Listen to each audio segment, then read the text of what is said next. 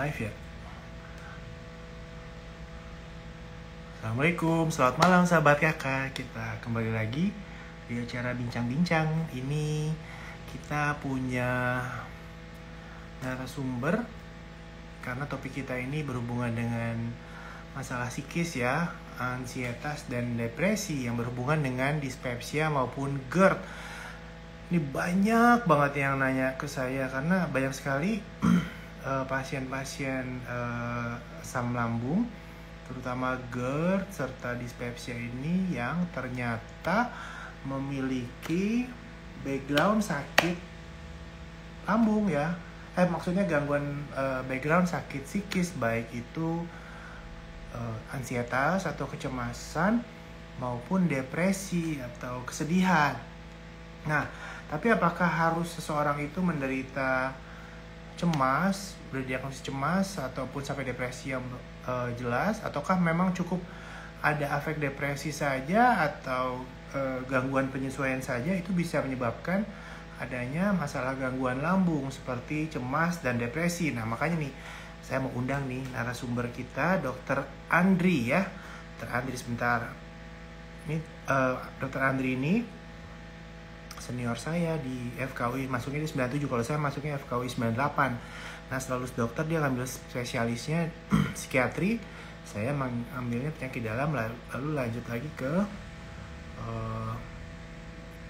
subspesialisnya gastro. Ini saya undang Dr. Andri, mudah-mudahan bisa langsung nyambung.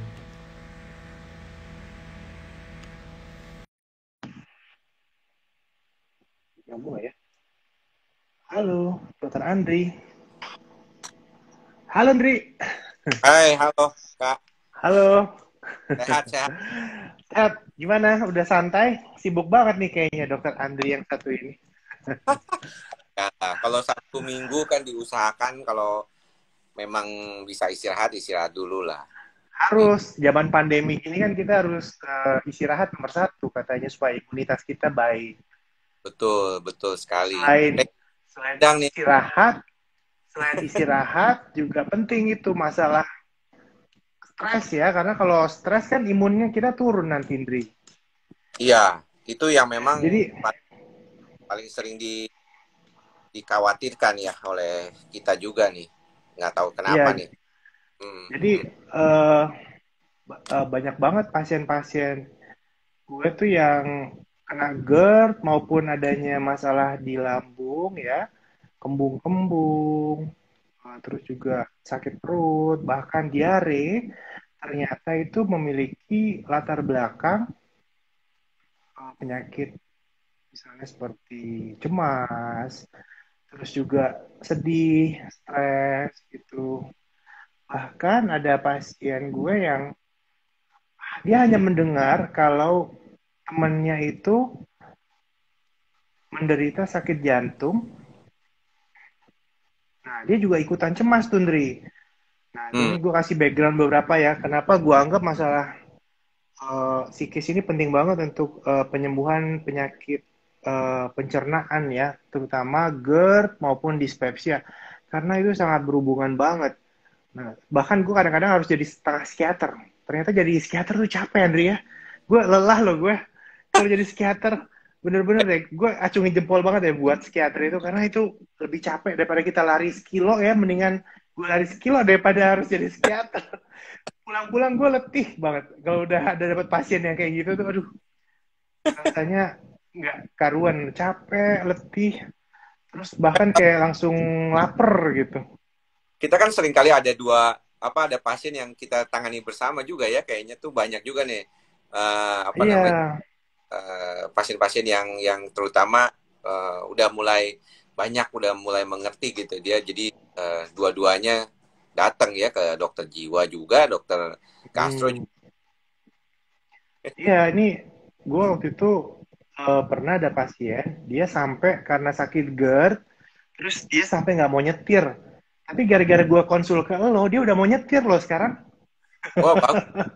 Sebenarnya jangan-jangan dia tuh, nah ini nih, sebenarnya gini Kak, ini kan banyak banget titipan pertanyaan nih gara-gara mau live sama dokter gastro nih.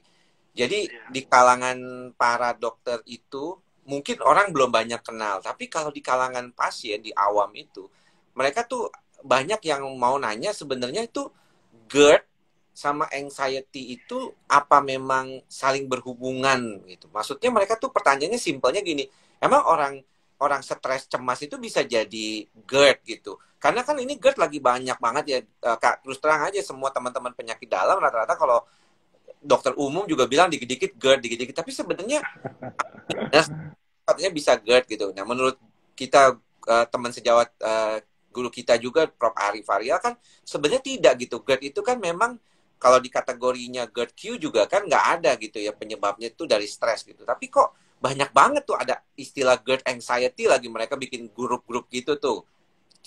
Mungkin apa ya bisa dijelasin dikit nggak Kak? Kenapa ya bisa pengen tahu juga tuh jadinya. Jadi kalau kita ngomong biological possibility, itu kan biasanya belum sering melakukan penelitian, jadi kita harus ngomong ilmiah. Biological possibility-nya itu kan katanya ada aksis ya antara brain gut axis kan. Nah, gut itu ya mungkin ini sahabat kakak harus tahu gut itu maksudnya usus ya, pencernaan. Jadi kalau ada masalah, ada kekacauan di sini bisa berpengaruh ke pencernaannya. Begitu juga ada masalah di pencernaan bisa ngaruh juga ke sini nih. Nah, jadi bisa vice versa nih Dokter Andri. Jadi banyak banget pasien gue tuh yang gue paling seneng kalau dia tidak punya underlying anxiety maupun depresi yang menyebabkan GERD. Nah, itu lebih susah gue obatin dibandingkan kalau memang dia awalnya GERD dulu, nah gara-gara GERD terus dia dengar berita macam-macam, terus dibatasin nggak boleh ini, nggak boleh itu, terus nanti bisa bahaya begini, bisa meninggal lah katanya, yang which is not true.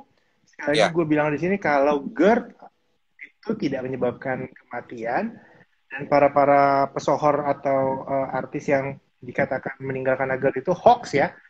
Nah itu penting banget. Hoax.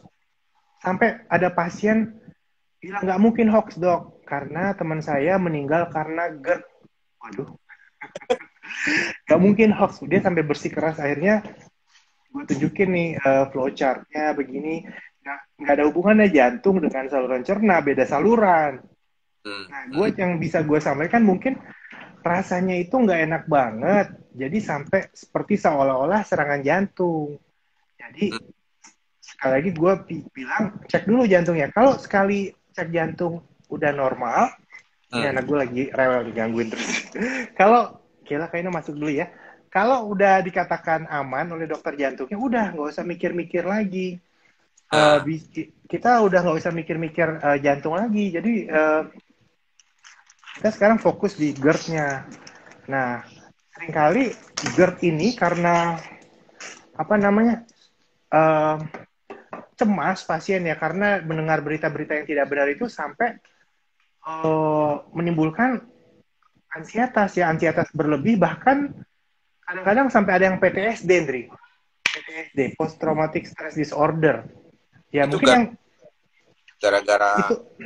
gara-gara itu dia pernah kejadian waktu lagi nyetir, terus GERD-nya kambuh. Nah dia udah pikir wah dia mati nih saat itu juga. Nah gara-gara itu yang pasien yang gue kirim ke lo itu dia nggak mau nyetir lagi since then. Nah nggak, gue mau nanya satu, nanti itu bagian dari PTSD atau bukan ya. Terus pertanyaan gue berikutnya, ada juga pasien gue yang misalnya gini, dia kayak blaming apa itu part of PTSD atau post traumatic stress disorder ya. Jadi misalnya dia GERD-nya lagi bermasalah atau memang ada gangguan asam lambung ya, gastritis. Terus itu kan perut sensitif banget ya. Terus dia makan roti, perutnya nggak enak. Terus dia langsung asumsi roti nggak boleh buat pasien GERD. Terus dia makan sayur A, sayur B, sayur C, perutnya nggak enak. Jadi dia nggak pernah makan sayur A, B, C lagi. Terus dia minum susu, perutnya nggak enak. Bahkan susu ya. Jadi susu itu tidak menimbulkan GERD kecuali orang yang punya intoleransi laktosa. Jadi kasihan kan, susu itu kan banyak gizinya dan baik untuk imun ya di zaman pandemi seperti ini. Jadi dia blaming susu penyebab GERD-nya. Jadi semua dia pantang sampai dia cuma makan bubur coba. Bubur sama kecap 2 bulan. Ya kalau Kurus. buat gue bagus ya, bisa turun berat badan gue kayak gitu. Tapi kalau buat dia kan udah kurus tambah kurus. Yang ada tambah kena penyakit yang lain, Ri. Nah ini gimana nih dari sisi psikis gue mungkin sebelum ke depresi, depresi kalau menurut gue lebih susah lagi gue obatin. Nah, Hmm. cemas dulu deh nih. Cemas tuh banyak banget ya variannya dan ya jadi gue tuh kadang-kadang udah jadi kayak setengah psikiater ya, karena gue harus bikin dia assurance kalau this is not serious dan ini bisa disembuhkan dan ini tidak menimbulkan kematian. Itu yang bolak-balik gue sampaikan kepada pasien-pasien yang GERD gue atau yang maupun gangguan asam lambung, karena banyak sekali hoax yang beredar di masyarakat kita ini yang menyatakan kalau GERD ini bisa menimbulkan kematian. Hmm. Ya, Andri. Nah, ini gue butuh bantuan lo nih, Andri, untuk apa menyatakan. Kadang-kadang pasien tuh ada yang denial juga, ah nggak mungkin dok, stres itu bisa bikin GERD. Hmm. Nah, atau kadang-kadang pasien itu ada yang apa dipendam ya, maksudnya dia kayak denial ya, maksudnya uh, ya gue tahu-tahu dikit ya ilmu psikiater, tapi walaupun nggak sedalam lo, katanya kalau kita punya masalah di misalnya di kerjaan atau di hubungan atau di keluarga, itu bisa timbul ke badan ya. Itu kan Hmm. namanya psikosomatik ya, Dri. Ya? Lo kan ahlinya di psikosomatik.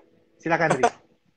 Jadi gitu kalau menurut dari berbagai kasus yang pernah kita tangani bersama maupun dulu dari Prof Ari waktu itu inget banget lah Prof Ari Varial tuh 2015 kan kita ketemu tuh di Borobudur tuh yang acara apa DDW. apa IDDW ya gitu.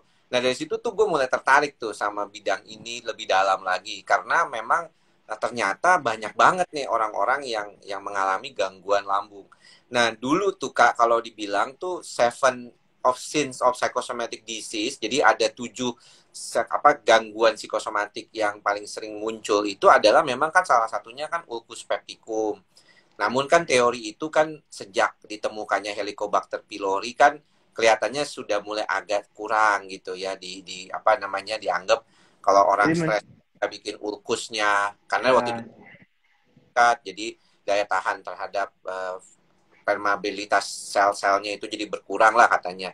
Jadi sekarang katanya karena ada Helicobacter itu ulkus penyebabnya. Nah ternyata banyak di antara orang-orang yang mengalami gangguan kecemasan itu memang dia bergejala seperti orang dispepsia gitu ya. Jadi makanya banyak kan kasusnya dispepsia fungsional gitu. ya Nah, nih sebelum lo lanjut nih, gue harus berikan informasi nih buat sahabat kakak. Dispepsia itu adalah sindroma segala macam keluhan pasien tidak nyaman di perut bagian atas. Bisa hmm, keluhannya itu kembung, nyeri ulu hati, cepat kenyang, hmm, terus mual, muntah, hmm, rasa tidak nyaman di perut bagian atas, itu yang tadi disebutkan Dokter Andi itu namanya dispepsia. Nah, dispepsia itu ada yang organik. Organik itu kalau memang ada keluhan, misalnya ulcus pepticum. Ulcus itu kayak sariawan yang bisa menyebabkan perdarahan di lambung. ya, Pepticum itu berarti bisa di lambung maupun di usus halus. Nah, bisa juga organik karena penyebab lain, misalnya tumor, misalnya juga karena gastritis erosif. Nah, kalau yang Dokter Andri yang akan kita bahas dengan Dokter Andri ini yang fungsional. Fungsional itu adalah tidak ditemukannya kelainan tapi kok perutnya sakit. Nah, seringkali ini disebabkan bisa ada pengaruh faktor-faktor psikis ya. Silakan, Andri, hmm. lanjutkan. Nah, jadi kalau di dalam prakteknya itu kan kita kan psikiater itu biasanya tuh yang di ujung gitu dapetnya. Pasien itu kalau Hmm. dengan gangguan fisik mana ada datang ke psikiater dulu ya, apalagi waktu belum kenal tuh istilah psikosomatik walaupun guru-guru kita sendiri mengajarkan itu dari dulu gitu ya, dokter Mujadid gitu ya, dokter Rudi Putranto gitu. Nah, ini yang menjadi problemnya itu sekarang itu kayaknya tuh gejala ini tuh berkaitan dengan adanya kondisi gangguan kecemasan. Jadi memang gangguan kecemasan itu kan 2/3-nya tuh gejalanya tuh gejala fisik gitu. Termasuk salah satunya kan bloating ya. Kayak kembung dan mau muntah gitu, perasaan mau muntah ketika dia mengalami gangguan kecemasan. Tapi yang sering kali itu adalah memang gangguan kecemasan menyeluruh. Jadi orang itu mungkin tidak sampai panik, cuma ada anxiety, mungkin disebabkan karena faktor-faktor lingkungan, faktor memang bawaan orang tersebut, orangnya senewenan gitu ya, orangnya pencemas gitu. Perfeksionis, kalau orang perfeksionis, kepribadian perfeksionis gimana? Banyak banget pasien GERD gue itu rata-rata perfeksionis banget. Selalu, Makanya kadang-kadang rata-rata orang yang sakit GERD ini pinter ya biasanya ya. ya memang secara umum kan dan kadang-kadang terlalu pinter sampai mau cari googling yang bikin mabok sendiri. Bener. Jadi Bener. cuman kalau kita lihat secara klinis gitu ya, ternyata tuh kebanyakan tuh ada dua tipe gitu Kak yang paling sering. Jadi orang ini memang gangguan kecemasan, tapi dia punya gejala lambung yang dominan, ya karena kalau kita melihat tuh di dalam ilmu kedokteran psikosomatik itu ada kelemahan lah di setiap orang itu. Ada yang lemahnya tuh ke lambung, kalau stres tuh larinya ke lambung, ada yang larinya ke otot gitu ya, ada larinya ke jantung gitu ya. Nah, ini dia memang di lambungnya atau yang komorbid. Nah, yang komorbid ini yang berbarengan gitu. Jadi sebenarnya memang dia awalnya GERD gitu, dia Sebentar, punya sebelum hmm, lupa, gue pernah ada pasien, tapi di luar lambung ya. hmm, Dia tuh punya kecemasan menyeluruh yang seperti lo bilang tadi ya. hmm, Dia ada hmm. masalah, cemas, tapi larinya bukan ke lambung, lebih serem lagi. Larinya ke kelopak mata, Nri. Kelopak Hah? matanya itu tegang terus. Tegang terus, Ah. jadi dia nggak bisa ngebuka gitu kelopak matanya. Oh, Dia kalau mau buka mata harus giniin. Sampai ah, awalnya itu dipikir perempuan, mistianya grafis, ah, dicek, negatif. Terus udah sampai berobat kemana-mana, udah sampai ke Amerika, sampai kemana. Akhirnya waktu itu gue konsul ke psikosomatik, sembuh loh. hmm, Dia pokoknya waktu itu disuruh sama dokter, cuman pokoknya menjauh dari sumber masalahnya. hmm, Dan waktu itu dia pergi ke rumah saudaranya di daerah dan dia matiin HP. hmm, Terus seminggu matanya udah bisa buka kembali. hmm. Itu luar Berarti, biasa ya, efek psikis terhadap badan kita itu luar biasa ya. nah kalau yang kayak begitu tuh bisa terjadi kalau untuk kasus-kasus yang historical. Jadi biasanya tuh kalau Hysterical. kalau stresnya berat banget biasanya itu memang bisa terjadi gejala-gejala mirip-mirip seperti itu. Nah tadi yang paling sering ini sekarang ini agak sulit di apa ya dilihat secara secara kayak logik rasional gitu ya sama orang-orang yang mengalami GERD itu adalah sebenarnya ini saya ini sakitnya apa gitu. Karena kalau dibilang GERD kok kalau kata dokter ini bukan GERD. Katanya saya waktu di endoskopi nggak ada masalah. Terus kemudian kalau GERD doang katanya harusnya baik ya dok ya GERD. Bisa baik kata dokter kakak juga bilang bisa baik. Tapi kok saya kok cemasnya nih nggak bisa hilang gitu. Padahal katanya lambung saya udah baik. Endoskopi saya udah bagus. Nah ini yang sering kali kita sebut tuh memang komorbid. Jadi dia tuh udah ada Ya. gangguan lambungnya, tapi dia juga punya gangguan cemas yang dipicu karena sakit lambungnya tadi. Kayak Itu yang sangat susah. Jadi gue harus butuh bantuan dokter Andri. Karena gue kalau setiap pasien yang kayak gitu konsul tuh gue letih rasanya. Ya, ini kita udah 15 menit, kita coba jawab-jawab pertanyaan dulu ya Andri ya. Ini udah ada banyak banget ya, pertanyaan. ya Ini, ini juga ternyata bergabung sampai 147 tuh. Udah. iya nih, gara-gara narasumbernya keren nih soalnya. Susah dicari kalau lagi praktek, Ah, antri itu banget katanya. ya. Nih, dari Ratmila, dok, cek jantung cukup dengan EKG kan? Kalau saya lihat dari namanya Ratmila nih, mungkin masih muda ya. Cukup kok. Ratmila kan nama masa kini ya, pasti umurnya masih 30-an lah paling tua. Cukup EKG aja. Gak usah Nah, yang aneh-aneh. Kalau dari EKG udah nggak ada yang aneh-aneh, udah nggak perlu lanjut ke treadmill atau echo. nah, Udah, kalau sekali EKG normal, udah nggak usah mikir-mikir yang aneh-aneh lagi. Nggak usah mikir mati lah, serangan jantung lah. Bahkan ada yang sampai nitip-nitip pesan ke anaknya, wah nanti warisan ibu di sini sih. Serem banget. Ini ada Lisna Luve. Saya pernah 2 kali EKG hasil normal, tapi sering terulang berdebarnya masih aja cemas. Nah ini ntar sebelum ke dokter Andri saya mau bilang, berdebar-debar itu juga bisa karena GERD-nya. Jadi kan GERD itu kan diakibatkan reflux atau naiknya isi lambung ke kerongkongan atau esofagus. Sedangkan posisi esofagus itu di tengah Bu, di sini, di tengah. hmm, Ibu Lisna Luve. Jadi kalau asam lambung itu naik, jadi seolah-olah dia berdebar-debar ya. Nah, hmm. jadi memang itu yang harus sebagai dokter kita harus berikan logika-logika. Gue sebenarnya pengen banget belajar itu loh, apa CBT, Cognitive Behavioral Therapy buat pasien GERD ini. gimana caranya memberikan assurance biar masuk kan. Kadang-kadang dokter cuma ngomong gini aja nih, jangan cemas, itu nggak masuk Ndri. Nah, Ya, jadi gue butuh bantuan dokter Andri nih. Nah, gimana nih dokter Andri? Supaya yakin kalau ini, gimana sih buat cara dokter Andri meyakinkan this is fine. Udah di EKG, bahkan sudah di endoskopi, you are fine. Karena cemasnya nih harus, memang harus butuh obat ya nanti dari dokter Andri. Tapi gimana Andri? Silakan. tapi paling penting kalau untuk konteks pasien psikosomatik itu pendekatannya di somanya dulu, di somatiknya dulu. Jadi kalau misalnya kita memberikan pengobatan dan dia membantu untuk kasus-kasus itu gitu, dia merasa bahwa betul, dan dokter yang memberitahukan kepada dia bahwa oh ini memang kondisinya karena stres gitu, dan dia bisa lebih detail gitu mengatakan bahwa stres ini bisa disebabkan oleh banyak faktor, dari faktor genetik, dari kondisi keseharian gitu.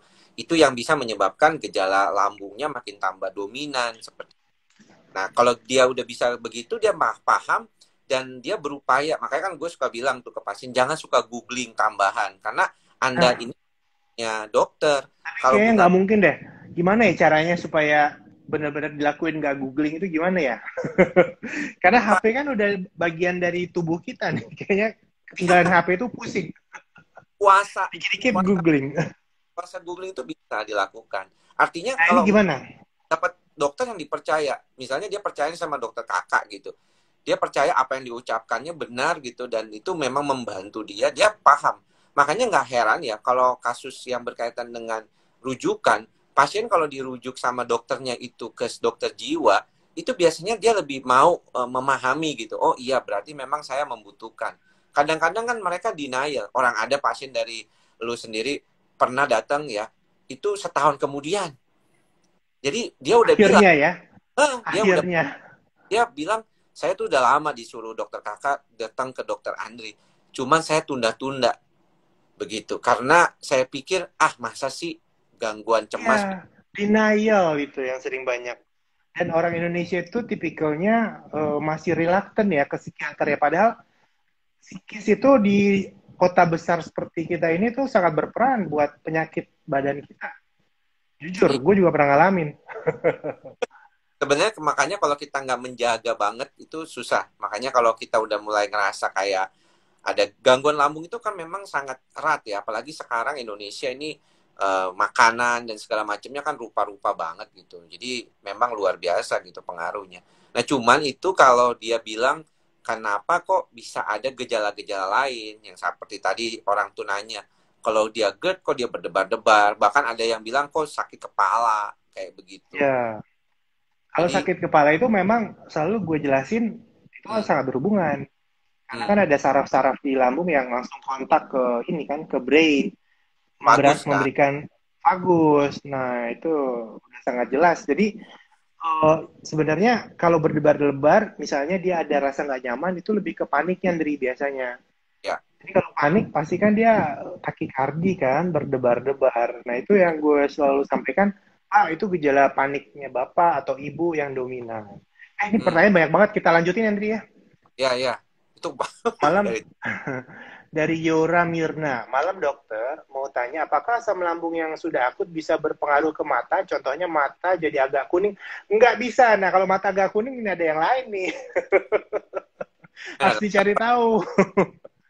Harus dicari tahu kalau mata agak kuning apakah ada penyumbatan di saluran empedu ataukah memang ada gangguan di liver. Itu yang harus dicari tahu. Jadi jangan serta-merta ya. Nah, ini dari rule 1783. Dok, kalau kelingan kayak melayang-layang, terus sudut mata nyeri, apakah sensasi dari GERD juga bisa?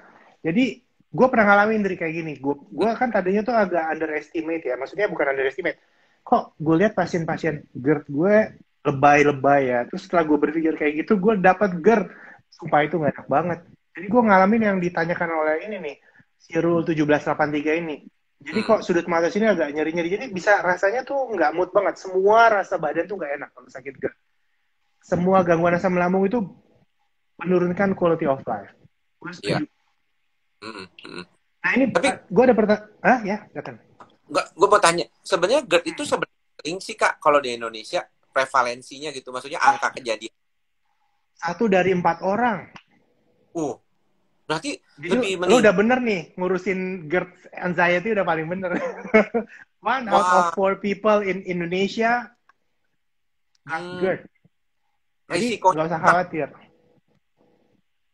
faktor risikonya orang jadi lebih mudah kena GERD itu atau memang dia punya genetik atau apanya yang bikin ini? Ya, itu banyak banget pertanyaan. Jadi kalau dari dari apa?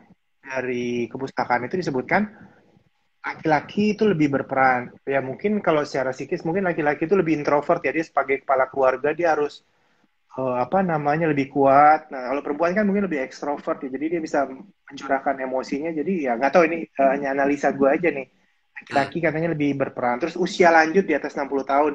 Jadi kalau organ-organ tubuh kita itu kan dengan bertambahnya usia, fungsi-fungsinya itu kan semakin turun, ototnya juga semakin berkurang, serabut ototnya, matanya juga semakin berkurang fungsi matanya. Namun, sel parietal di lambung dengan bertambahnya usia itu, sel parietal yang menghasilkan asam lambung itu jumlahnya bertambah banyak, Ndri. Hmm. Nah, jadi dengan bertambahnya usia, justru asam lambung semakin banyak dan meningkatkan risiko terjadinya GERD. Jadi banyak sekali pasien-pasien usia lanjut yang mengalami GERD ini. Dan, oh ya, satu hal yang harus gue tekankan, kadang-kadang pasien tuh kalau udah dicap GERD, itu kayak the end of the world. Iya. Saya dibilang sama dokter yang di sana, saya GERD, bener nggak sih dok? Waktu saya berapa lama lagi? Sampai segitunya, maksudnya sampai segitunya misinformation di masyarakat yang seolah-olah GERD itu berbahaya sekali. Karena memang rasanya kan nggak enak banget ya, Andrea. Gue sumpah pernah ngalamin tuh rasanya nggak enak banget. Tapi itu simple dan bisa diobatin. Dan biasanya orang yang cuek itu sembuh, Andri. Jadi ada pasien gue, sembuh sama gue GERD-nya nih. Hmm. Terus dia minum kopi coba. Terus sampai ada pasien yang datang lagi, yaitu tipikal yang cuek ya. Hmm. Bilang pasien temannya dia, dok, saya ini nih temennya itu yang dia share-share di Instagram minum kopi udah sembuh sama dokter kakak. Sebenarnya minum kopi jangan, kan gue gak bolehin ya. Tapi mungkin dia bisa sehat karena dia lebih cuek. Ya, Hmm. jadi gue di sini berpikir bahwa selain kopi yang berperan, ternyata psikis kalau menurut gue itu lebih berperan besar untuk GERD ini. Berarti lu harus ambil double degree psikiater. Sebenarnya gue suka banget loh ilmu psikiatri ini. Beneran deh. Dulu gurunya dokter dokter A. Ah, ah. Oh, Itu jadi kan pinter banget. Jadi kayaknya ini enak. apa omongannya itu semuanya berkaitan dengan tadi ya. Kalau misalnya GERD itu mereka menganggap bahwa faktornya itu seringkali kemana-mana itu Kak. Jadi kayak banyak keluhan gitu, bukan cuma di lambung, kayak Emang ego lah, kayak orang mau pingsan lah, betul. orang mau Nah, jatuh.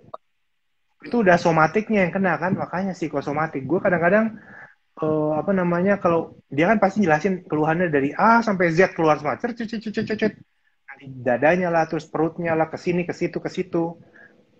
Terus tiba-tiba ngeluarin list makanan nih, yang nggak boleh yang mana. Nah, sekali lagi sahabat kakak, No, dokter Jualita tuh. ya memang kalau dokter gizi kan memang dia belajar ya, tapi sejujurnya gue lebih mentingin faktor psikis. Jadi gue hanya fokus pada hal-hal yang langsung directly menyebabkan, maksudnya meningkatkan asam lambung yang tinggi. Ya, jadi kalau buat saya, sahabat kakak, makanan semua bebas asal tidak berlebihan dan buah-buahan semuanya bebas asal tidak asam. Itu aja patokannya. Jadi kadang-kadang kalau orangnya udah perfeksionis ya dibuat aturan tidak boleh ini dia tambah stres sendiri.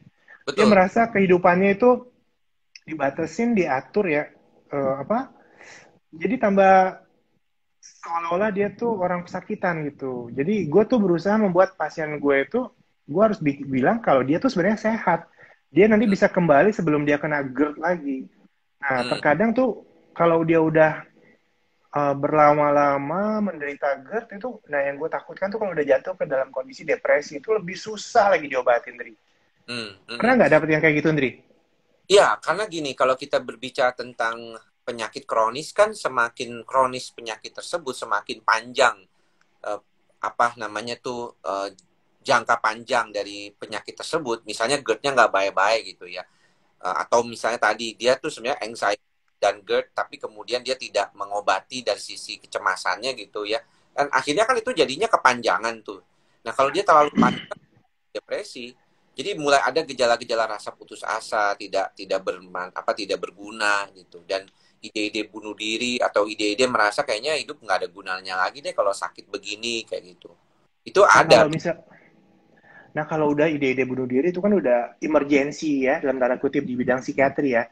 Nah tapi sebelum ke ide-ide bunuh diri, kalau misalnya dia dengan perasaan sedih yang berulang-ulang itu harus kita obatin cepat ya sebelum sampai Ya, yang berat ya. kalau di kalangan kita di dokter jiwa saat ini memang pengobatan depresi itu harus segera gitu ya. Memang kebanyakan dari kondisi itu bisa dilakukan pengobatan dengan segera. Namun ini kan tadi nih karena teman-teman ini sering kali nih udah googling gitu Kak.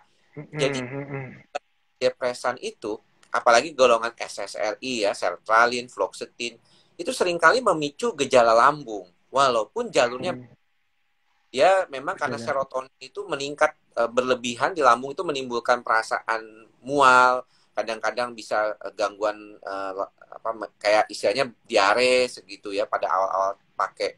Itu juga bikin takut tuh. Makanya kita kebanyakan kalau di dalam berbagai macam uh, kondisi yang berkaitan dengan GERD, anxiety yang juga menggunakan antidepresan sebagai obatnya, biasanya kita start low go slow.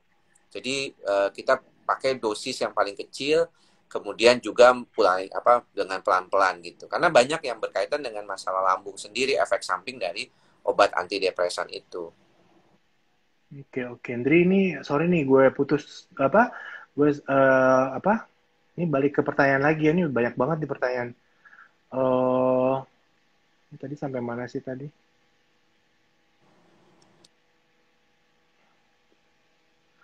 Ini dari yang awal deh, kasihan. Mana awalnya ya? Banyak tuh. EKG. Oke.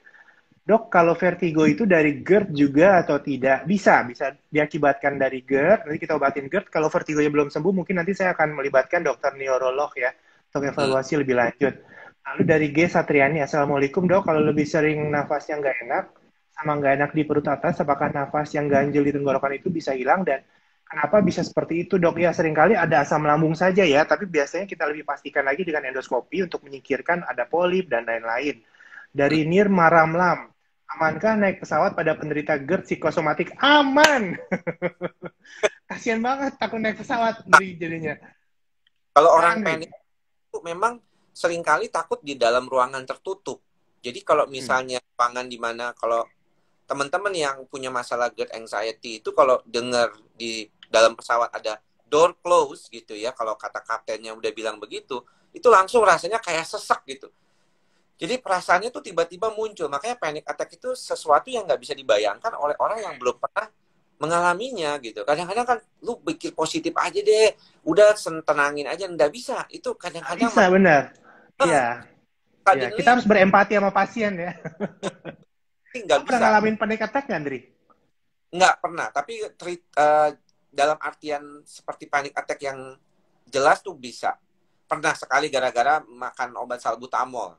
Zaman gue lagi jadi nyampur obat sendiri, obat batuk pakai salbutamol. Jadi waduh berdebar-debarnya itu nggak enak banget waktu jaga lagi. Jadi benar-benar itu rasanya kayak orang kayak bener ternyata gini ya kalau orang tuh ini panic attack itu. Tapi kalau misalnya mau merasakan sendiri itu ya itu napas cepat gitu ya di dalam kantong plastik atau kantong coklat yang bekas dari fast food itu.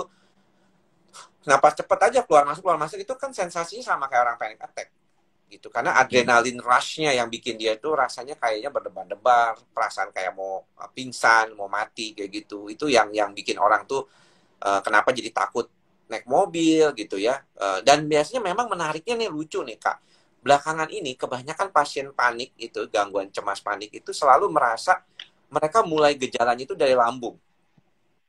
Jadi asam lambungnya naik gitu, nyesek terus langsung dah kemana-mana gitu. Inilah makanya kenapa dokter gastro sekarang jadinya waduh pasiennya memang juga saling kali berkaitan dengan psikiatri karena problemnya itu kayaknya kok jadi bareng gitu. Apa memang ini orang punya masalah? Kayaknya harus praktek berdua sama gue deh, Andri.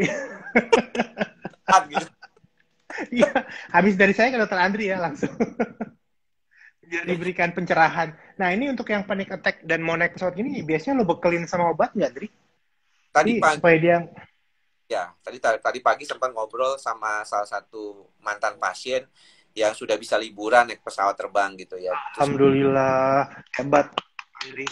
apa biasanya kita bantu dengan pengobatan dulu awalnya gitu. Jadi awalnya sih memang dilatih dulu. Karena gini tadi sebenarnya kayak tadi ngomongin PTSD ya, post traumatic stress disorder. Mengapa kita perlu obat awalnya itu supaya tuh tidak menimbulkan sensasi itu berulang. Karena semakin orang itu mengalami gejala-gejala GERD-nya bertambah, anxiety-nya bertambah berulang, itu semakin memorinya itu akan semakin mengingat itu. Jadi amigdala itu yang berkaitan dengan panic attack itu akan selalu mengingat hal-hal yang buruk. Dan memang otak kita ini akan lebih sifatnya antisipasi kan daripada melihat sesuatu yang positif. Mereka akan lebih demen sama yang negatif-negatif otak ini. Sehingga dia mencoba mengantisipasi. Nggak heran kalau banyak kasus di mana orang itu seringkali ada misalnya masalah dengan GERD di jalan tol, lagi nyetir ada GERD-nya naik, kemudian jadi anxiety attack, itu khawatir banget. Dia rasanya kayak ada rasa, aduh bisa mati nih. Nah, peristiwa-peristiwa itu yang akan membuat adanya traumatik gitu. Sehingga orang itu akan menghindari. Nah, kalau kita mau coba, sebenarnya caranya untuk mengurangi trauma itu apa? Menjalani yang dikhawatirkan itu. Jadi mau nggak mau dia takut naik pesawat, dia harus naik pesawat malah. Supaya apa? Dia dapat pengalaman baru, walaupun kita tahu kita akan bantu dulu dengan pengobatan supaya respon otaknya itu tidak menimbulkan gejala panik gitu. Jadi sebenarnya proses itu akan mau nggak mau kalau di dalam ilmu kedokteran jiwa kita bilangnya desensitisasi. Jadi itu harus mau nggak mau tetap dilakukan. Kayak orang alergi ya, jadi kita desensitisasi, zat yang bikin alergi kita kasih dikit-dikit sampai dia bisa full dose makan Ya, sesuatu yang bikin alergi itu. Ada lanjut, oh ya, satu lagi sebelum ke pertanyaan. Tadi lo bilang apa, pakai bag itu ya? Kantong ya. udara bisa membantu ya? Jadi ada sebenarnya orang kalau yang suka nonton film-film di luar negeri itu panic attack mereka suka disuruh napas lewat ini kan. Karena kalau terjadinya panic attack itu dia akan hiperventilasi kan. Jadi dia akan cenderung napasnya itu cepat sehingga O2-nya kebanyakan seolah-olah. Nah, makanya dia harus karbon monoksida kan. Jadi dia disuruh napas lewat brown bag itu gitu. Tapi kalau orang yang tadi lu tanyakan apa bisa kita tuh menimbulkan sensasi panik sendiri ke kita? Ya kalau mau ya silakanlah ambil brown bag itu napas cepet, napas keluar masuk cepet, nanti timbul tuh sensasi kayak orang panik itu timbul. Jangan dicoba ya. Don't try this at home. Tahu nggak, selama ini gue pikir di pesawat tuh brown bag tuh buat muntah, ternyata buat panik ya? Enggak, itu memang buat muntah. Oh, emang buat Cuma muntah. Oh, tapi bisa dimanfaatkan buat membantu keluhan panic attack ya. Nah, selama ini cuman yang gue ajarin ke pasien gue itu dengan inhalasi. Jadi kita tarik napas 5 detik, tahan 5 detik, buang pelan-pelan 5 detik. Itu gue terapkan pada diri gue sendiri tuh GERD-nya bisa menolong banget. Karena ya, seringkali yang gue rasain kalau GERD itu kayak asa berat di dada, sampai gue tuh waktu itu EKG, sampai gue waktu itu treadmill normal semua, bagus. Ya, terus gue jadi mindset gue ya gue rubah, ini nggak berbahaya. Jadi semenjak itu gue lebih tenang sih. Jadi ya. GERD gue nggak pernah kambuh lagi, dan setiap rasa nggak enak itu timbul ya gue terapi inhalasi yang gue sebutkan tadi. Bener ya, Andri ya? Ya, memang kalau dibilang kalau ketika dia panic attack tuh pikiran kita tuh nggak bisa dimasukin kata-kata. Jadi nggak bisa, ayo pikir positif, ayo itu udah hilang semua. Jadi dia harus mekanismenya mekanisme perilaku, yaitu menarik napas panjang karena dia ikut menenangkan amigdala. Sama ada satu lagi tekniknya namanya EFT. EFT itu yang dia tapping kayak begini. Ya, termasuk gitu. Jadi dia kalau ketika dia datang gejala nggak enak itu dia suruh tapping begini gitu, dilakukan tapping seperti ini gitu, terutama di daerah tangan seperti ini, Tangan ya. di sini. Itu pengalihan ya, pengalihan. Bukan pengalihan saja, tapi dia memberikan sinyal supaya amigdalanya menjadi lebih tenang. Sama kayak Oh, oke. Ya, ingat ya sahabat kakak, kalau nggak enak jadi gini ya. di sini, di sini dia. Oh. Jadi Ini di kayak ini ya, apa? Kalau yang tusuk jarum tuh apa namanya? aku Akupuntur. oh, aku Beda ya? tapi aku pressure kan lebih ditekan. Kalau ini kan diketuk-ketuk. Oh, Jadi ketuk namanya aja ya. EFT Ntar deh. itu Ntar gue coba deh kalau amit-amit sih kambuh, tapi kalau anu gue coba gini-gini. Jangan sampai. Iya. Ini lanjut pertanyaan Dri. Hmm. Nyeri ulu hati tembus ke punggung seperti banyak gas dalam perut tapi tidak bisa dikeluarkan melalui sendawa atau kentut. Lama-kelamaan keluar keringat dingin, terasa kunang-kunang dan lemas. Apakah itu GERD? Lebih ke dispepsia. Nah, sekali lagi dispepsia itu bisa karena gastritis atau asam lambung, bisa karena hepatitis, bisa karena batu empedu, bisa juga karena jantung. Jadi dipastikan dulu ya sebelum kita mengarah ke lambung. Nanti kalau memang yang lain tidak ada, kita bisa fokus pengobatan lambung walaupun 90% memang dispepsia itu karena gastritis. Nah, ini buat dokter Andri nih dari Endang DS. Dokter Andri mau tanya, kalau orang cemas, apakah memicu nafsu makan yang berlebih? Padahal ada asam urat 9,5 dan kolesterol 325. Jadi nggak bisa pilih makanan yang sehat karena nafsu makan yang selalu berlebih. Kalau gue, kalau lagi cemas justru nggak bisa makan, Dri. Emang ada ya, Dri? Kalau cemas itu nafsu makan meningkat, Dri. Gimana, Dri? Ada namanya jadi psychological eating gitu. Nah, psychological eating itu biasanya memberikan sensasi yang menyenangkan ketika dia bisa makan, terutama makanan yang manis. Jadi sebenarnya kan energi itu biasanya didapatkan dari makanan yang manis, itu kan segera, gitu, cepat gitu ke otak. Dan otak kita itu kan memang cuma sukanya sama glukosa gitu. Nah, ketika orang itu lagi stres gitu, dia makanya jadinya makan boba gitu kan, banyak tuh minum segala macam, hal-hal yang manis itu membuat dia lebih tenang. Nah, ada memang yang demikian. Walaupun nanti jadinya masalahnya ada beberapa, terutama anak dan anak remaja putri nih, itu yang akhirnya dia nyesel, terus dia muntahin. Makanya ada bulimia. Kayak Lady Di ya. Lady Di kan gitu ya. Ya, bulimia tuh. Atau yang jadi, tapi kebanyakan sih kalau psychological eating tuh larinya ke bulimia. Nah, bulimia ini bahayanya adalah, satu, secara emosional itu bisa mengalami depresi. Tapi yang secara fisik kan, kalau dia muntah terus, dia dorong itu kan bisa rusak itunya kan. Apa kakak sini bisa lihat pasti ininya kan rusak ya esofag. Nah, asapnya keluar terus gitu, dipaksa gitu. Nah, ini yang sering, makanya kalau dibilang ya lebih baik diobati dengan cara-cara non non non makanan lah, kalau bisa jangan sampai makanan tuh jadi sumber, kayaknya sumber kebahagiaan terus dia makan banyak untuk itu. Oke, Dri, lanjut, Dri. Banyak nih, Dri.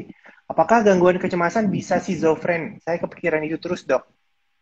Enggak, schizophrenia itu seperti dokter kakak tadi bilang juga kan, tiap kita punya penyakit itu tiapnya beda-beda jalurnya.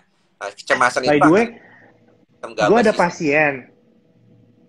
Jadi dia tuh punya saudara kandungnya itu schizofren. Hmm. Nah, dia berobat ke gue, ya gue selalu sportif ya. Gue bilang harus ke dokter Andri, harus ke dokter Andri, ke dokter. Dia berobat juga. Kalau cuman dapat antrian lo tuh susah banget katanya. Jadi ya maksudnya dia berusaha ini ya apa namanya. Tapi gue takutnya apakah itu bisa merupakan dari schizofrenia ya. Maksudnya dia punya genetik schizofren. Dan keluhannya tuh kadang-kadang waktu pertama kali dia berobat tuh dia jalannya pelan banget gitu loh. Pelan-pelan banget gitu. Tapi sebenarnya apa pikirannya sih masih normal, maksudnya nggak ada gangguan tilikan segala macam. Cuman pikiran negatifnya itu tinggi banget, Ndri, sama semua orang. Pikiran negatif itu kan kita bisa harus cek dulu apakah itu dia ide-ide paranoid atau dia sesuatu yang sifatnya lebih kayak kayak self blamingnya lebih banyak gitu. Jadi ada orang tuh self center banget gitu. Apa-apa tuh salah dia, apa-apa tuh karena gue gitu. Jadi ada juga yang paranoid kan. Namun kalau schizophrenia itu kan dia nggak boleh diagnosis sendiri dia.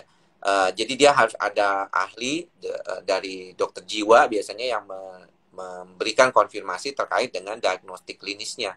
Jadi saya sih selalu mikir kalau untuk pasien cemas itu, kalau orang kan takutnya gini, aduh gue jadi, kan ada sensasi takut menjadi gila tuh ketika dia mengalami panic attack.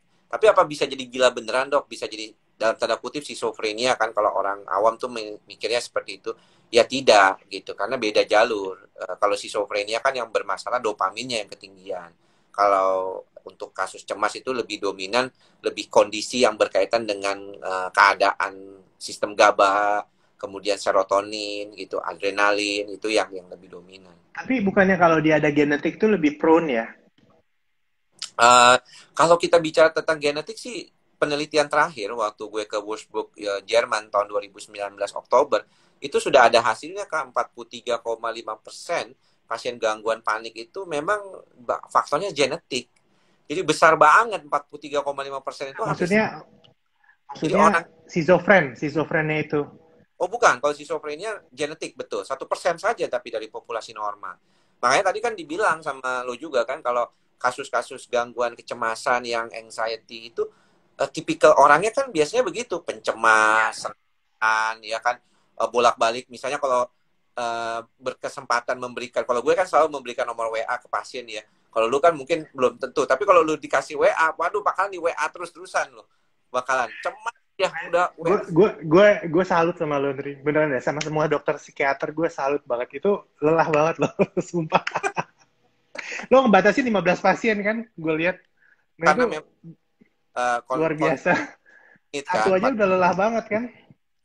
Cuman memang Nah, yang itu adalah switch-nya. Kalau dari satu pasien ke lain pasien itu, makanya kadang kita mesti kayak tadinya datang panik nih, terus tiba-tiba datangnya. Cuman enaknya jadi dokter jiwa gue yang psikosomatik, yang khusus ke bidang psikosomatik itu, pasiennya tuh rata-rata beragam, Kak. Jadi kebanyakan 2/3 pasien gue sekarang gangguannya GERD anxiety gitu. Makanya teman-teman dari dokter dokter lambung juga banyak yang pasiennya datang ke gue juga gitu kan, senior kita juga banyak. Dulu saya sangat dibantu sama Prof Ari ya. Prof Ari itu banyak memberikan kayak Mila nih, pasiennya ini harusnya ke dokter Andri ini diobatin bareng-bareng kayak gitu. Itu sangat capek soalnya.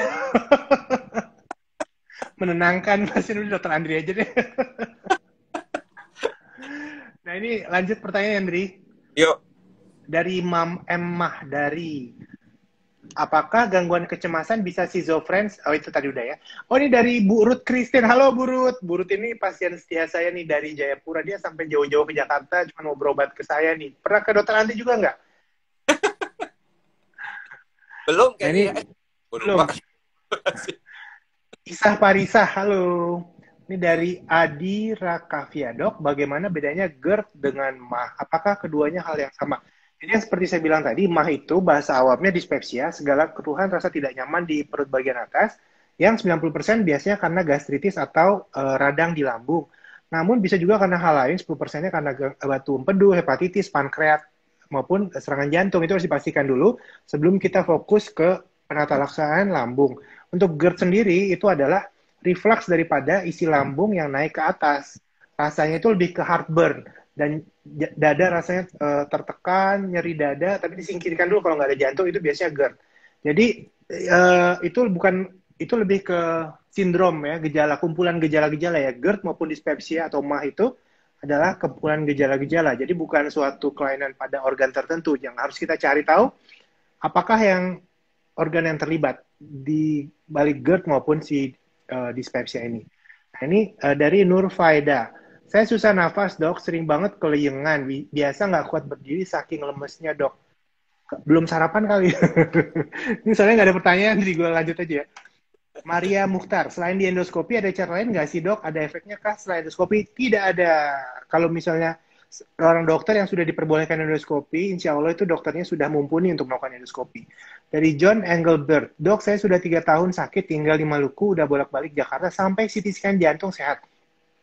Tapi kok dadanya berdebar-debar, sesak napas setiap saat, nggak bisa aktivitas dengan normal. Ya ini yang disebut dengan GERD anxiety tadi. Jadi karena dia mindsetnya seperti dokter Andri bilang tadi, itu dia masih berpikir akan pengalaman tidak nyaman, jadi berulang-ulang terus. Jadi itu harus berobat ke dokter Andri ya Pak John. Bisa sembuh nanti kalau ke dokter Andri. Nah dokter Andri ini ada pertanyaan nih yang langsung ke dokter Andri nih. Jadi ada pasien udah berobat 3 bulan, udah minum obat-obatan dari psikiater, dia mau lepas obat, bisa nggak sih dok? Tergantung sakitnya apa dulu gitu ya. Sakitnya GERD anxiety.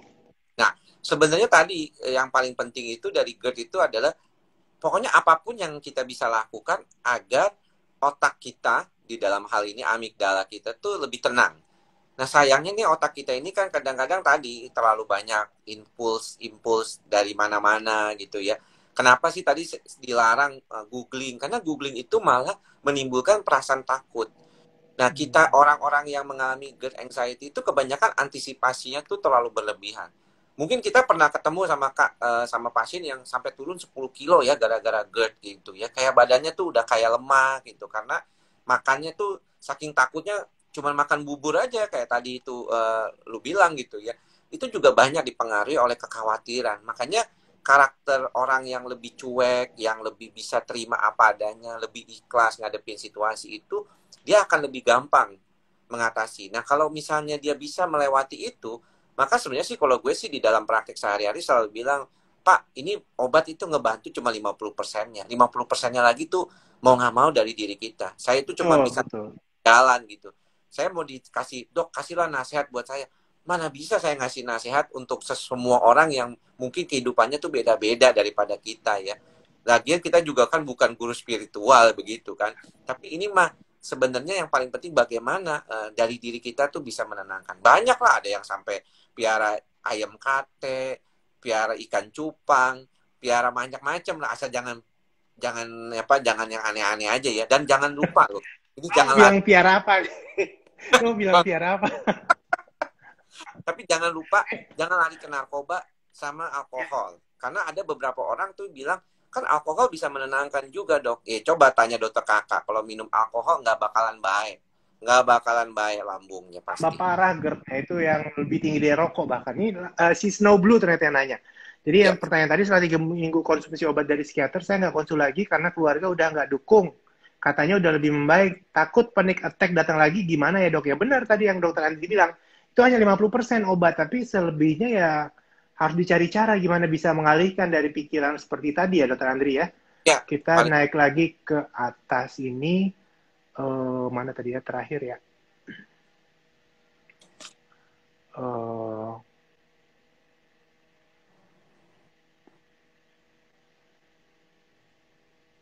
Dari Darmawan ya dok, dulu saya pernah GERD, tapi sekarang perut udah nggak berasa sakit, tapi masih suka pusing sama rada gemeter itu. Kenapa ya dok? Ya itu bagian dari asam lambungnya juga bisa. Irfan Nurdiansyah, ke gusi kadang sering bengkak juga. Benar, jadi GERD itu kan refleks dari asam lambung, jadi selain di kerongkongan dia bisa juga, bahkan bisa bikin gigi keropos. iya, Ini yang atasnya. ya tuh. Nih, dok, apakah yang terkena GERD anxiety di usia 18-20 tahun mudah sembuh? Nah ini dokter Andi nih, silakan dok. Nah, masalah usia itu saat ini memang menurun kak. Dulu gue inget banget waktu lulus tahun 2008 jadi dokter jiwa, itu ketemu pasien itu rata-rata di atas usia 35-40 tahun. Nah, kemudian kan ke Amerika tahun 2010 waktu itu belajar psikosomatik kan, short course lah. Nah, di sana dibilang bahwa kebanyakan orang psikosomatik itu diawali di usia 16-17 tahun kalau di Amerika. Gitu. Nah, gue bilang, Hmm. kalau di Indonesia mah kayaknya yang psikosomatik Sebentar. kebanyakan Kalau yang anak-anak lo nanganin nggak? Psikosomatik ada nggak yang terjadi pada anak-anak? bisa Oh banget. ya. Bisa banget. Oh. Mas perpisahan, ya kan, atau traumatic bullying atau depresi. Nah, cuman gue kan Hmm. ya kan, jadi pasien di bawah usia 17 tahun tuh gue nggak terima gitu. Walaupun banyak juga yang datang maksa pengen ditangani. Karena gini kak, kalau anak kecil itu beda, dia perspektifnya itu lebih ke orang tua, pola asuh itu sangat berperan. Dan waduh, ngurusin pasien yang sekarang aja repot gitu. Kalau ngurusin itu bisa 3-4 pasien tuh, mamanya, Iya, nenek, iya. pangkongnya segala macam juga termasuk Itu gitu.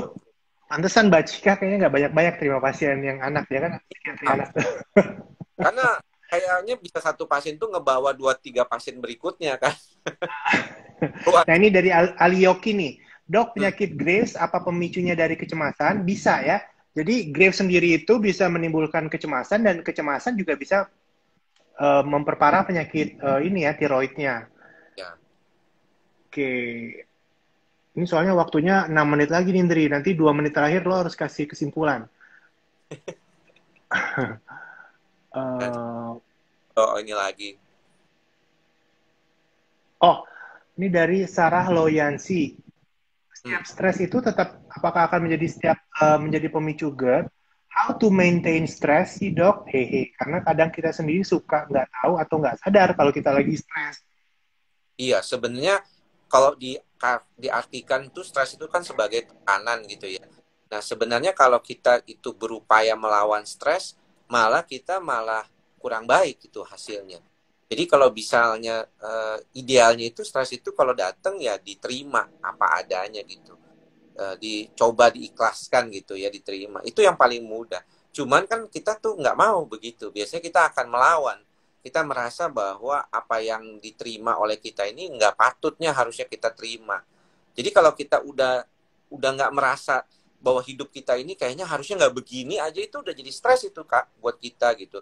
Misalnya kita merasa ini kenapa sih nggak beres-beres pandemi gitu. Kadang-kadang kan muncul ya pikiran-pikiran seperti itu terus-terusan setiap hari, apalagi dengan kondisi hari ini rekor kita 6.000 lebih kasus baru gitu ya di mana ini. Kita kan jadi makin tambah hati-hati, tambah was-was. Nah, itu juga seringkali timbul stres juga. Jadi kalau gampang itu segala sesuatu yang bikin otak kita berpikir untuk melawan hal tersebut, fight and flight-nya itu muncul, itu disebut stres. Nah, bagaimana bisa jadi baik, itulah bagaimana otak kita beradaptasi dan mengubah perspektif kita terhadap stres tersebut. Supaya kalau dia, oh ya udah ini mungkin ini teguran lah, ada yang bilang begitu secara spiritual religi ya, misalnya, oh ini mungkin teguran buat saya supaya lebih stabil, lebih santai, lebih ikhlas gitu. Itu hal-hal yang bisa dibuat sendiri, tapi nggak gampang, makanya perlu latihan. Gitu. Ini dari Elvina Marleni nih, Indri. Malam dokter, saya terkena GERD 3 bulan lalu, sudah minum Nexium 3 kali 20 mili dan Fometa 2 minggu, tapi belum ada perubahan yang signifikan. Apakah obatnya kurang cocok? Nah, ini seringkali ada pengaruh dari anxiety-nya nih, Ibu Elvina Marleni. Nanti, karena kita kalau mau memberi, biasanya ini pasien yang berobat dari online-online nih, gitu nih, Indri. Nah, kalau secara online kan kita tidak bisa memberikan racikan obat-obatan yang lebih pas ya untuk pasien GERD anxiety. Jadi lebih baik kontrol ke dokter, saran saya. Lalu tadi ada yang bertanya nih, bagus banget tadi, ada masalah asuransi nih, soalnya tinggal 4 menit lagi. Pertanyaannya banyak banget nih. Sebelumnya saya mau minta maaf kepada semua sahabat kakak yang pertanyaannya tidak bisa saya bacakan, jangan marah ya. Tapi memang dibatasin sejam doang di sini. Jadi, tadi ada, dok, bilangin dong ke pihak asuransi, saya punya penyakit cemas, mau berobat ke psikiater, tapi kalau berobat ke psikiater nggak di-cover, Ndri. Gimana lo harus ini dong, Ndri, Persatuan Psikiatri protes kepada asuransi-asuransi itu gimana tuh? Sebenarnya masalahnya bukan dari kalau di luar negeri kan, kalau di luar negeri asuransi itu di-cover loh kalau ada masalah psikiatri. Jadi sebenarnya asal kenapa asuransi itu tidak menanggung pasien ke dokter jiwa itu dari Amerika. Ada sejarahnya. Ada sejarahnya. Sekitar tahun 50 60-an itu ada beberapa gerakan yang membuat orang-orang yang mengalami gangguan kejiwaan itu dianggap melakukan penipuan kepada rumah sakit kayak gitu. Jadi kondisi itulah akhirnya tidak ditanggung gitu oleh berbagai macam perusahaan swasta. Tapi kalau kita bicara tentang kondisi saat ini, ada beberapa perusahaan, terutama perusahaan asing, perusahaan minyak ya, beberapa perusahaan lokal startup yang baru itu juga yang sudah settle itu juga bisa kok menanggung ke dokter jiwa. Banyak kok, ada beberapa lah yang bisa menanggung ke dokter jiwa. Ada beberapa pasien dokter kakak juga yang dengan asuransi juga bisa gitu. Walaupun kadang-kadang. Alhamdulillah. Nah itu ditandain tuh asuransi apa? Jadi pasien supaya daftar asuransi itu. Kalau ada masalah. Gak tahu, itu kebanyakan dari perusahaan, Kak. Banyak kan dari perusahaan. Oh, perusahaan. Kan dari asuransi yang biasanya ditawarkan, tapi ini perusahaan. Jadi dia bekerja di salah satu perusahaan, kemudian perusahaan itu mendukung. Itu ada beberapa perusahaan yang mendukung karyawannya untuk datang ke dokter jiwa. Itu bagus sih menurut gue. Gitu. Oke, Andri, ini waktunya tinggal 2 menit lagi. Saya mohon maaf buat sahabat kakak yang pertanyaannya tidak bisa kita bacakan. Nanti bisa DM langsung ke dokter Andri, atau bisa datang ke tempat praktek dokter Andri. Di mana dokter Andri? Di Rumah Sakit Omni Alam Sutra. Kalau DM kayaknya bukan pasien nggak dibales. Ya nggak mungkin ya memberikan nasihat dari DM ya. Jadi panjang dan ya, sebelum Andri, nanti gue mau bilang dulu kalau GERD dan maupun dispepsia ini bisa disembuhkan dan tidak menyebabkan kematian. Jadi sahabat kakak tidak usah khawatir. Dan seringkali masalah psikis ini baik cemas maupun depresi itu bisa mempengaruhi kepada gangguan asam lambung, terutama GERD. Nah, ini silakan Dr. Andri, closing. Ya, gangguan cemas itu memang seringkali berkaitan dengan masalah-masalah fisik gitu ya. Terkait dengan hal ini, salah satunya adalah yang paling sering itu gangguan lambung. Nah, sekarang itu GERD anxiety memang menjadi salah satu fenomena yang banyak banget ditemui di praktek-praktek dokter jiwa gitu ya. Dan kasus-kasus yang ditemui oleh dokter kakak juga banyak yang berkaitan dengan masalah anxiety ya, tadi dokter kakak bilang. Nah, pada dasarnya anxiety sendiri bisa disembuhkan. Ya, jadi gangguan kecemasan itu bisa disembuhkan. Memang memerlukan waktu, ya. Makanya tadi juga ada yang menanya tentang asuransi. BPJS memang menanggung, Kak. Ya, jadi memang BPJS menanggung. Namun kita tahu sendiri banyak keluhan juga ya dari teman-teman. Karena tadi kakak bilang juga bahwa pasien-pasien yang mengalami gangguan itu kebanyakan karakternya khusus. Jadi mereka tuh agak sedikit perfeksionis ya, type A personality, senewenan gitu. Sehingga ini yang juga perlu diubah dari diri kita. Mudah-mudahan teman-teman sahabat kakak ini juga punya kemampuan untuk membantu dirinya dengan baik dengan berbagai macam teknik yang tadi disebutkan. Thank you ya, Kak, sudah Aduh, diundang. mantep banget closingnya. Langsung mengena. Oke, terima kasih Andri Ya, atas waktunya. Udah malam-malam begini, tapi lu masih menyempatkan waktu buat sahabat kakak di sini. Semoga bermanfaat buat pasien-pasien kita ya. Terima ya, kasih. Selamat ya. malam, Andri. Kata teman, Kenapa lu bilang apa tadi? jangan dilupa di save. Sebabnya Oh banyak iya, yang... iya, iya, iya. Ya, gue biasanya minta tolong istri gue agak gatal.